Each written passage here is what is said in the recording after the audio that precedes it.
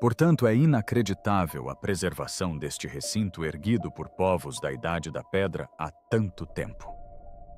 Antes de sua morte, Klaus Schmidt, descobridor de Göbekli Tepe, falou sobre um segredo que ele havia mantido escondido por muito tempo.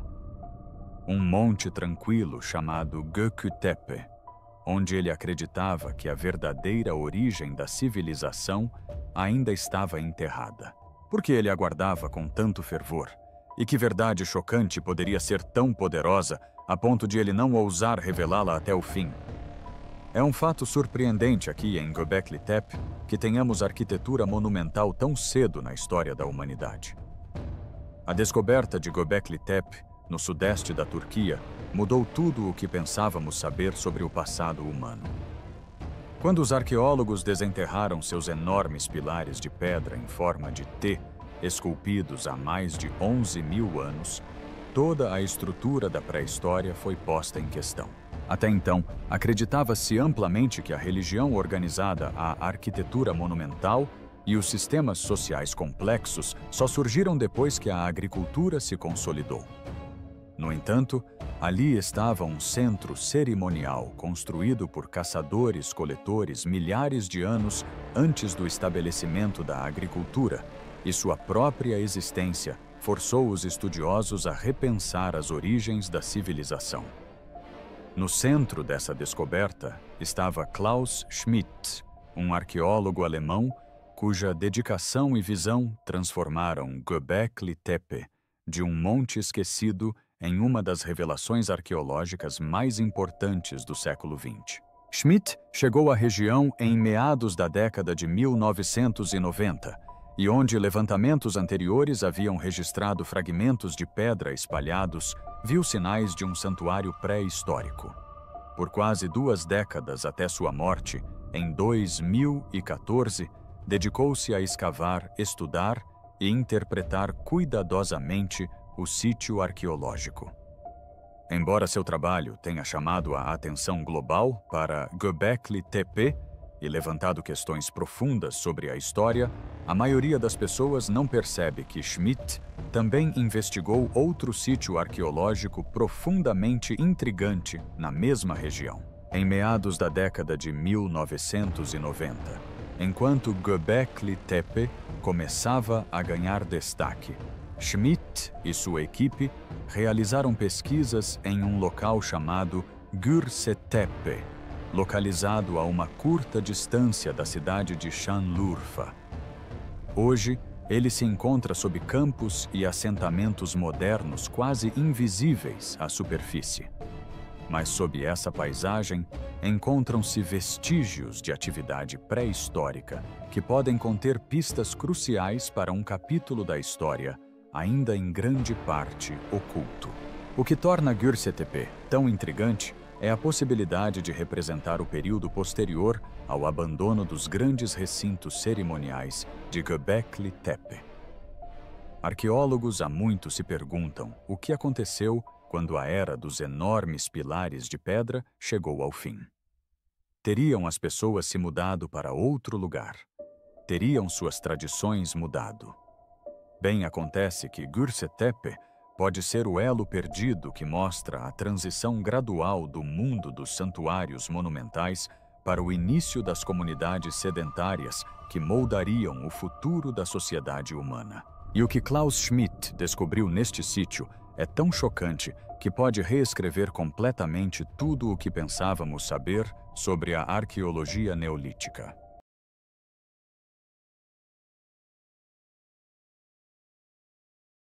A cidade escondida sob a vida moderna. Quando a maioria das pessoas ouve falar de arqueologia no sudeste da Turquia, imagina Göbekli Tepe, um topo de colina impressionante coroado por enormes pilares esculpidos. Mas a uma curta distância, outro sítio arqueológico se esconde à vista de todos.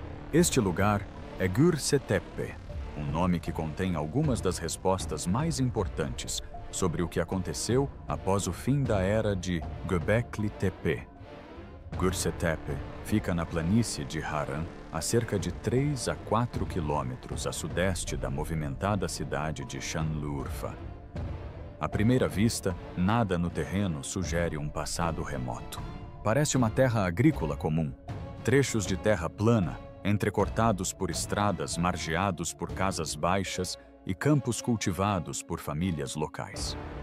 Ao contrário de Göbekli Tepe, que se ergue em uma colina e oferece uma vista desimpedida da paisagem circundante, Gürse Tepe se mistura ao cotidiano do presente. Um visitante que passasse de carro provavelmente veria apenas vida moderna, campos, construções e bairros dispersos, sem perceber que sob o solo se encontram os vestígios de comunidades pré-históricas. Arqueólogos descrevem o sítio como um conjunto de montes baixos. Em seus primeiros levantamentos, 4 montes principais foram identificados, mas avaliações posteriores sugeriram que os vestígios antigos podem se estender por até 8 áreas de assentamento distintas, frequentemente chamadas de Gürse Tepe 1 a 8. Não se trata de colinas altas e dramáticas, mas sim de elevações rasas no terreno facilmente esquecidas e em muitos lugares já perturbadas pela agricultura e por projetos de construção modernos.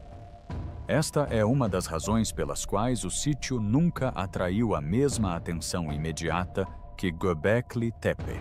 Seu perfil era modesto, seus contornos difíceis de reconhecer e grande parte de seu registro arqueológico já havia sido rompido pelo desenvolvimento. Esses danos representaram um grande desafio. Ao longo das décadas, a construção e a agricultura escavaram os montes nivelando partes deles e, em alguns casos, removendo grandes porções das camadas arqueológicas, deixando apenas fragmentos do que antes eram assentamentos contínuos espalhados em áreas sob campos e casas modernas. Os arqueólogos tiveram que reconstituir uma história a partir de vestígios incompletos, sabendo que grande parte das evidências poderia já ter se perdido para sempre. No entanto, mesmo nesse estado incompleto, Gürse Tepe ainda é mais significativo do que parece. O que parece solo comum escondia uma estratigrafia que chegava a 6 metros de profundidade, em alguns pontos representando milhares de anos de atividade humana contínua. Essas camadas remontam ao Neolítico tardio pré-cerâmico, o mesmo horizonte cultural que deu origem a Göbekli Tepe e que se estendeu às fases neolíticas posteriores. Enquanto Göbekli Tepe era principalmente um centro cerimonial, Gürse Tepe revelava vestígios da vida cotidiana. No solo, arqueólogos desenterraram lareiras, onde antigamente ardia fogo, muros de pedra que marcavam os contornos de casas e oficinas onde ferramentas eram fabricadas. O contraste era impressionante. Göbekli Tepe revelava a arquitetura monumental de rituais e reuniões. Gürse Tepe fornecia evidências de assentamentos, famílias e rotinas de vida. Foi em meados da década de 1990 que Klaus Schmidt e sua equipe começaram a abrir trincheiras experimentais em Gürse Tepe. Naquela época, Göbekli Tepe ainda estava apenas começando a emergir como um sítio extraordinário, ainda não o símbolo global da civilização primitiva que se tornaria. Para Schmidt, porém, Gürse Tepe nunca foi uma curiosidade secundária.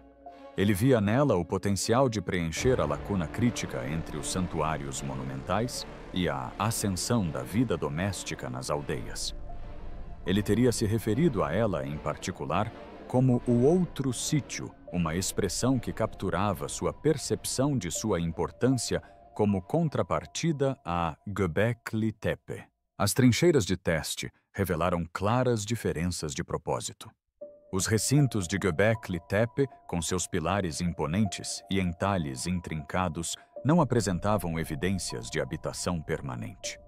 Não havia lareiras para cozinhar diariamente, nem espaços de armazenamento, nem vestígios de arquitetura doméstica comum. Era um local projetado para reuniões, cerimônias e talvez eventos religiosos ou comunitários, em uma escala muito além das necessidades de qualquer família. Gürse Tepe, por outro lado, mostrou sinais de ocupação desde o início. Lareiras, muros e estruturas de pequena escala apareceram em suas primeiras camadas, indicando a existência de pessoas vivendo e trabalhando ali. A presença de oficinas sugeria a atividade artesanal, e os vestígios de vida doméstica eram inconfundíveis. O contraste entre os dois sítios ajudou a enquadrar uma das questões centrais da arqueologia neolítica. Como grupos humanos passaram da construção de centros cerimoniais extraordinários, como Göbekli Tepe, à formação das primeiras aldeias. Até que sítios como Göbekli Tepe fossem estudados, havia uma sensação de descontinuidade. Göbekli Tepe pareceu surgir do nada e depois desaparecer, com pouca explicação sobre o que aconteceu depois. Göbekli Tepe, no entanto, mostrou que a vida não desapareceu com o fim dos grandes cercados. Em vez disso, as pessoas se adaptaram, se estabeleceram e desenvolveram novas formas de viver em comunidades menores, porém permanentes. Isso tornou Göbekli Tepe única aos olhos de Schmidt. Não era tão visualmente dramática quanto Göbekli Tepe, e não atraiu manchetes da mesma forma, mas seu valor residia nos detalhes mais tranquilos da existência cotidiana. As lareiras revelavam como as pessoas cozinhavam e se reuniam. As paredes mapeavam os primeiros passos em direção ao espaço doméstico planejado. E a estratigrafia registrava séculos de mudanças, mostrando como as tradições se modificaram gradualmente ao longo do tempo. Em certo sentido, Göbekli Tepe representava a ponte entre o mundo dos templos e o mundo dos lares. O que complica ainda mais as coisas é o fato de que grande parte de Göbekli Tepe permanece escondida e inexplorada. Apenas valas de teste limitadas foram abertas na década de 1990, e grandes partes do sítio arqueológico são inacessíveis sob edifícios modernos e terras agrícolas. Isso significa que muitos de seus segredos permanecem no subsolo, aguardando estudos futuros. Mesmo assim, os fragmentos recuperados são suficientes para remodelar nossa compreensão da região. A imagem que emerge é a de uma paisagem onde santuários monumentais e assentamentos domésticos coexistiam às vezes a apenas alguns quilômetros de distância, cada um desempenhando um papel diferente na vida das pessoas que os construíram. Mas a importância de Göbekli Tepe ia além de seus muros e lareiras. Schmidt acreditava que ela poderia conter a chave para explicar a transição que intrigava tantos arqueólogos.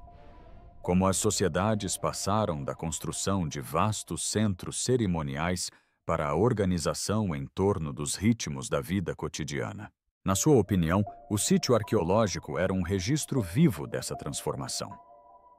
Se Göbekli Tepe marcou o auge dos rituais de reunião, Göbekli Tepe registrou o que veio depois, quando as pessoas voltaram sua atenção para a construção de casas, oficinas e comunidades. Essa perspectiva muda a maneira como pensamos sobre o início da vida sedentária. Em vez de testemunhar uma ruptura repentina entre um mundo de rituais e um mundo de aldeias, sítios como Göbekli Tepe são a prova de uma transição gradual onde elementos de ambos os mundos se sobrepuseram e influenciaram mutuamente. Os recintos monumentais não foram abandonados isoladamente.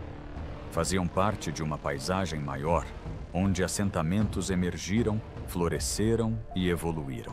Mas como exatamente essa transformação ocorreu e o que os vestígios de Göbekli Tepe revelam sobre a transição dos templos para a vida doméstica? Göbekli versus Göbekli Tepe. Ao caminhar pelas ruínas de Göbekli Tepe, você entra em um mundo de símbolos esculpidos em pedra. Imponentes pilares em forma de T erguem-se de recintos circulares cada um, decorado com animais, incluindo raposas, cobras, abutres, javalis e muitos outros. Essas figuras não são decorações aleatórias. Eles pertencem a uma linguagem simbólica que uniu as pessoas. Durante séculos, grupos de caçadores-coletores viajaram por toda a região para se reunir neste santuário no topo da colina. Aqui, eles compartilhavam rituais, construíam monumentos e esculpiam sua identidade em pedra. Um mundo definido pela reunião, pela cerimônia e por símbolos grandiosos demais para serem ignorados. Mas a poucos quilômetros de distância, em Göbekli Tepe, o cenário é bem diferente. Em vez de enormes círculos de pedra, os arqueólogos encontraram os contornos de casas retangulares. Em vez de pilares altos, eles desenterraram lareiras onde as famílias preparavam suas refeições. Em vez de animais esculpidos dominando o espaço público, eles encontraram ferramentas de pedra, machados, almofarizes e pilões, equipamentos cotidianos de sobrevivência. Os achados de Göbekli Tepe impressionam pelos detalhes. Lareiras aparecem repetidamente na estratigrafia, demonstrando a importância do fogo na vida doméstica. Muros de pedra definem espaços retangulares, marcando uma mudança em direção à arquitetura permanente. Ferramentas de sílex foram encontradas em grande número, indicando oficinas onde lâminas e raspadores eram produzidos. Machados de pedra aparecem. Implementos pesados projetados para cortar madeira ou trabalhar materiais duros.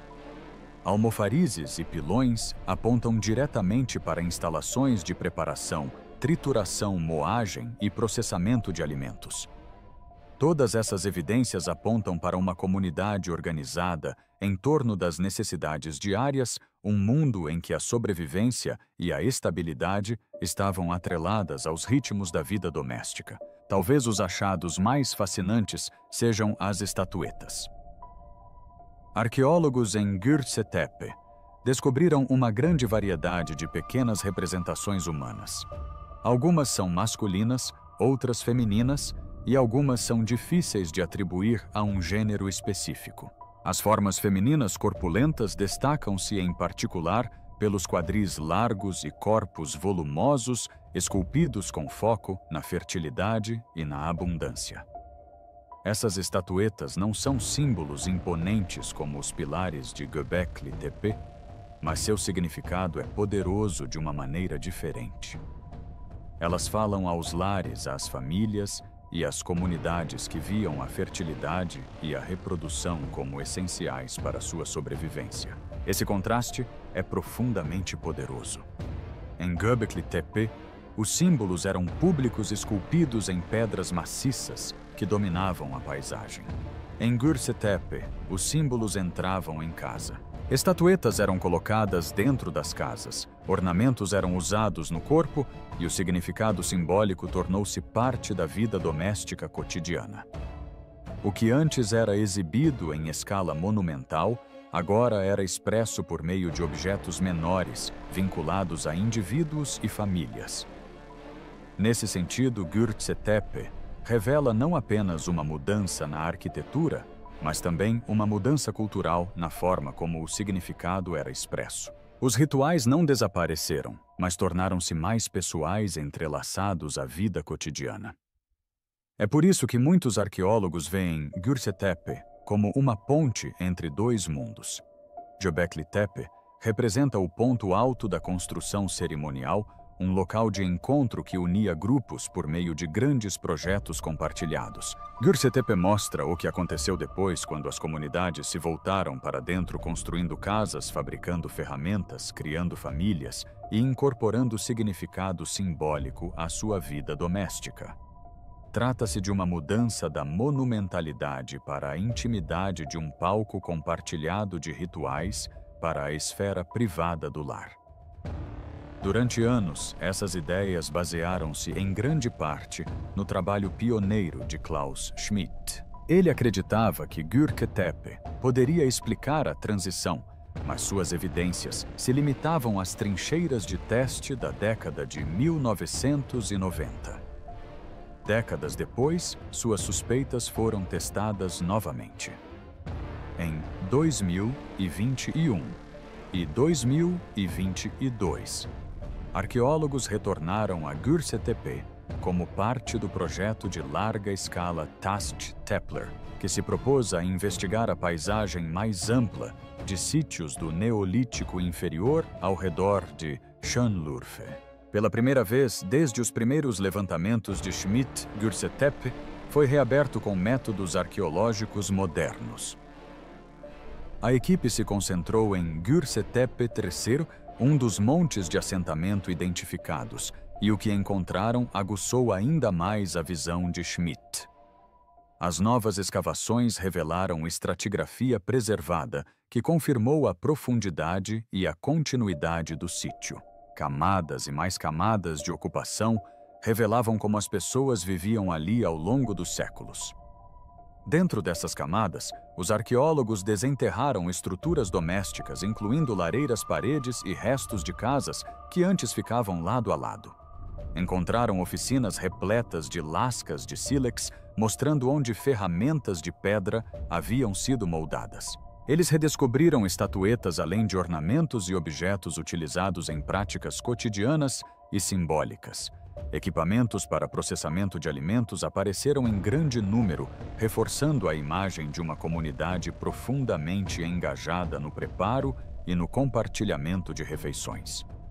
A datação dessas camadas foi particularmente importante. A análise mostrou que Gürke Tepe pertencia principalmente ao Neolítico B pré-cerâmico tardio e se estendia até o Neolítico C pré-cerâmico. Isso tornava o sítio arqueológico em geral posterior a Göbekli Tepe, que pertencia principalmente ao Neolítico pré-cerâmico inicial. Em outras palavras, Gürse Tepe representava a continuação da história, o período após a construção dos grandes recintos. Isso confirmou a suspeita de longa data de Schmidt. Gürse Tepe não era simplesmente mais um sítio arqueológico na região. Era a história posterior, o capítulo perdido que revelava o que viria a seguir. Essa é a mudança cultural que Gürse Tepe captura com tanta clareza. Símbolos outrora esculpidos em pedras imponentes reapareceram em estatuetas e ornamentos pequenos o suficiente para serem segurados na mão. Rituais antes realizados em vastos recintos passaram a fazer parte do lar, vinculados à comida, à fertilidade e à família. A arquitetura antes voltada para o comunitário passou a se concentrar no doméstico. Não se tratou de um fim, mas de uma transformação. Um reequilíbrio das prioridades humanas da expressão monumental à sobrevivência e identidade cotidianas. Klaus Schmidt acreditava que Göbekli Tepe e Gürke Tepe eram dois lados da mesma história. E as novas escavações do século XXI estão provando que ele está certo. Göbekli Tepe nos mostra o mundo dos rituais que uniam as pessoas. Gürse Tepe nos mostra como essas mesmas pessoas começaram a viver em assentamentos permanentes, moldando seu cotidiano com símbolos, ferramentas e tradições levadas para dentro de casa. E assim, do topo da colina de Göbekli Tepe aos montes enterrados de Gürse Tepe, é possível traçar o arco de uma das maiores transformações da história da humanidade. A Era dos Monumentos deu lugar à Era dos Lares. E nessa mudança, os alicerces da civilização foram lançados. Mas como era realmente a vida cotidiana dentro dessas primeiras casas, o que as pessoas cozinhavam, que utensílios usavam e qual o papel de suas figuras simbólicas nos ritmos do dia a dia? A resposta a essa pergunta está no mundo da vida cotidiana neolítica. A vida cotidiana no Neolítico. Quando arqueólogos observam atentamente Gürse Tepe, o que emerge não é apenas o contorno de casas e lareiras, mas também o ritmo da vida cotidiana há mais de 9.000 anos. O sítio arqueológico retrata uma economia equilibrada que combinava agricultura, pastoreio e caça. Pedras de moer, almofarizes e pilões revelam que as pessoas já processavam grãos e plantas. Pesados machados de pedra indicam o trabalho com madeira, o corte de árvores e a moldagem de madeira para a construção. Ao mesmo tempo, pontas de sílex e ossos de animais demonstram que a caça continuou a desempenhar um papel importante com veados, gazelas e javalis selvagens ainda fazendo parte da dieta da comunidade. Não foi uma simples mudança da caça para a agricultura, mas uma mistura cuidadosa de ambos os modos de vida, garantindo estabilidade por meio da diversidade. Dentro dessas casas, o simbolismo nunca estava longe. Pequenas estatuetas apareciam nos espaços domésticos, juntamente com contas e ornamentos que eram usados ou mantidos à mão. Ao contrário dos imponentes pilares de Göbekli Tepe, que remetem a reuniões em escala monumental, esses objetos faziam parte da existência cotidiana. Elas demonstram que a espiritualidade havia se infiltrado no lar, diretamente inserida nas rotinas de cozinhar, fazer artesanato e criar famílias. Cada estatueta, conta ou ornamento esculpido carregava um significado, e esse significado estava presente nos espaços íntimos da vida cotidiana. A relação com os animais também revela esse equilíbrio entre sobrevivência e simbolismo. Arqueólogos encontraram restos de ovelhas, cabras, porcos e gado bovino, além de caça selvagem. Algumas dessas espécies estavam nos estágios iniciais de domesticação, demonstrando como os humanos estavam começando a moldar seu ambiente por meio do pastoreio e da reprodução seletiva. No entanto, a caça ainda era importante, e as espécies selvagens continuavam a fazer parte da economia alimentar. Essa coexistência do selvagem e do doméstico reflete uma sociedade em transição, com um pé no velho mundo da coleta de alimentos e o outro caminhando em direção ao novo mundo da agricultura. Mas essas rotinas diárias não se resumem apenas à sobrevivência.